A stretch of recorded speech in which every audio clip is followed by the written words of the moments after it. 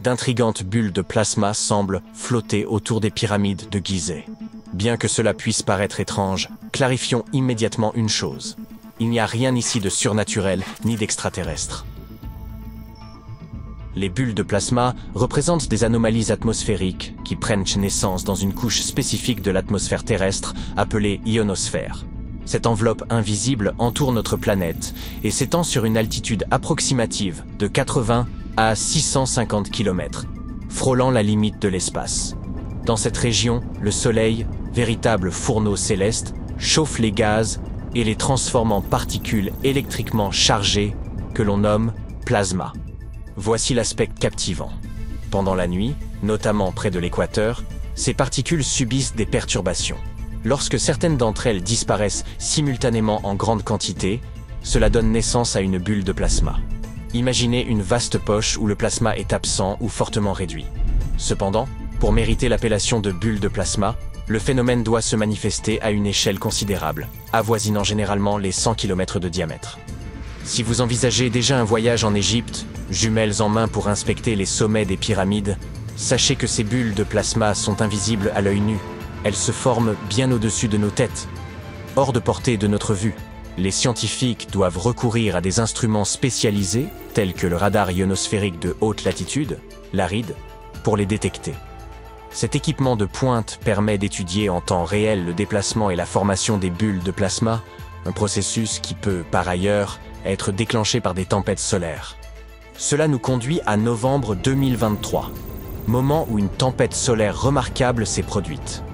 Sur une échelle de gravité allant de 1 à 5, cet événement a été classé G3, correspondant à une intensité forte. Les tempêtes solaires résultent des taches solaires, des zones plus sombres et plus fraîches à la surface du Soleil, qui émettent d'intenses bouffées d'énergie dans l'espace.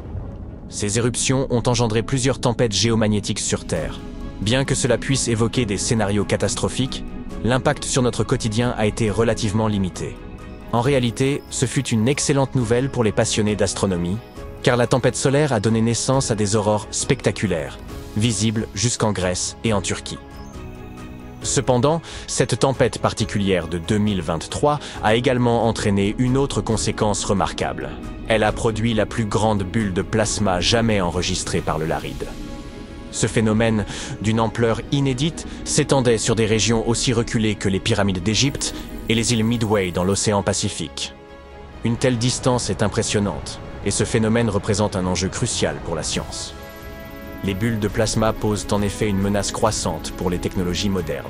Selon les experts, elles peuvent perturber les communications satellitaires et les systèmes de navigation GPS.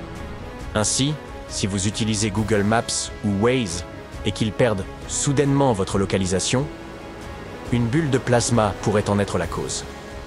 Nous comprenons donc désormais ce qui se passe avec ces bulles détectées au-dessus des pyramides de Gizeh. Cependant, les mystères ne s'arrêtent pas là. L'intérieur de la pyramide de Khéops révèle des phénomènes encore plus intrigants. Il semblerait qu'elle possède la capacité de concentrer l'énergie électromagnétique en son sein. Il y a quelques années, une équipe de chercheurs a voulu étudier ce phénomène en exposant cette architecture ancienne à des ondes radio.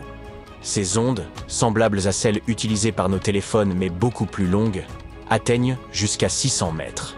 Ne pouvant bombarder directement la pyramide avec ces ondes, les scientifiques ont opté pour une alternative plus pratique, la modélisation informatique.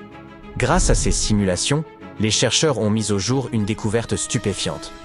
La Grande Pyramide est capable de concentrer l'énergie électromagnétique non seulement dans ses chambres internes, mais aussi sous sa base, là où se situe une chambre inachevée. Par concentré, il faut comprendre quelque chose comme emprisonné. Prenons un exemple. Lorsque vous criez dans une grotte, vous entendez votre voix en écho.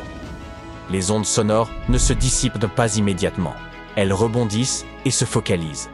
De la même manière, quand des ondes radio touchent la pyramide, elles ne se contentent pas de la traverser ou de l'éviter. Elles sont absorbées, rebondissent, puis se concentrent à l'intérieur et sous la pyramide. La liste des mystères entourant les pyramides égyptiennes ne s'arrête pas là. À l'intérieur de la Grande Pyramide, un long passage étroit conduit à ce qu'on appelle la chambre du roi.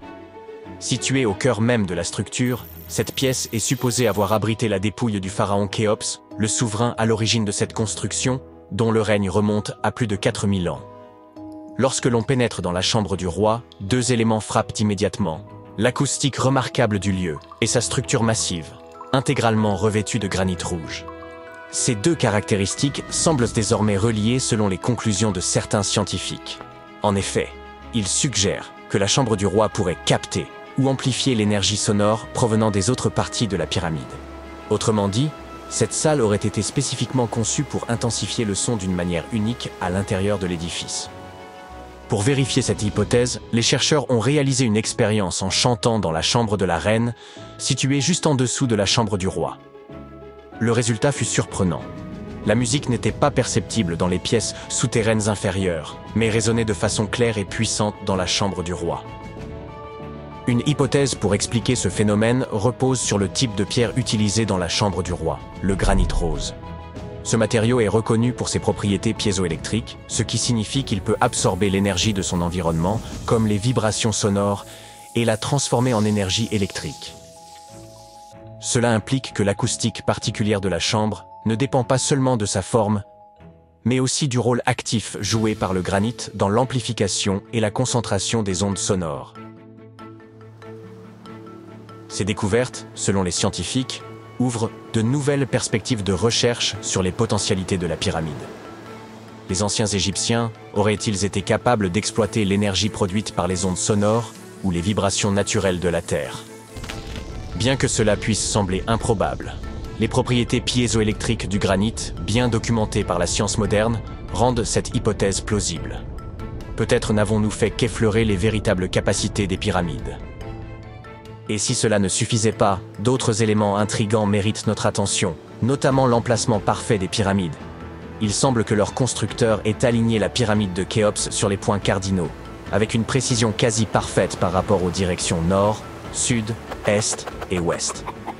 De nombreuses théories existent sur la manière dont ils ont accompli cet exploit. Mais une étude suggère qu'ils auraient utilisé l'équinoxe d'automne pour s'assurer de cet alignement. Lors de l'équinoxe, le soleil se lève et se couche précisément à l'est et à l'ouest, ce qui aurait grandement simplifié la tâche des bâtisseurs. En observant le soleil à cette période, ils auraient pu positionner les pyramides avec une précision remarquable. En prenant en compte ces faits étranges, l'alignement parfait, la capacité à concentrer les ondes radio et l'utilisation de matériaux susceptibles de générer de l'énergie électrique, il est légitime de se demander si les pyramides n'étaient pas destinées à remplir des fonctions bien plus complexes que de simples tombeaux. Nikola Tesla partageait cette idée.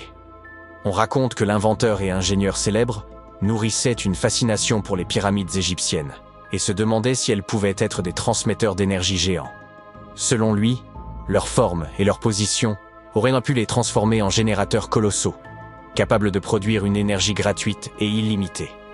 Certains chercheurs modernes soutiennent cette théorie, affirmant que ces monuments pourraient avoir été conçus comme d'immenses centrales électriques. Ils suggèrent que les constructeurs auraient peut-être découvert comment manipuler les ions, ces particules électriquement chargées présentes dans l'atmosphère, grâce à des matériaux comme le cuivre, l'or et l'argent disposés autour des pyramides. Ainsi, il est tout à fait envisageable que les anciens Égyptiens aient mis au point une source d'énergie durable et renouvelable. Toutefois, malgré l'attrait de cette idée, nous ne sommes pas encore parvenus à la vérifier, laissant la véritable fonction des pyramides parmi les plus grands mystères de l'humanité.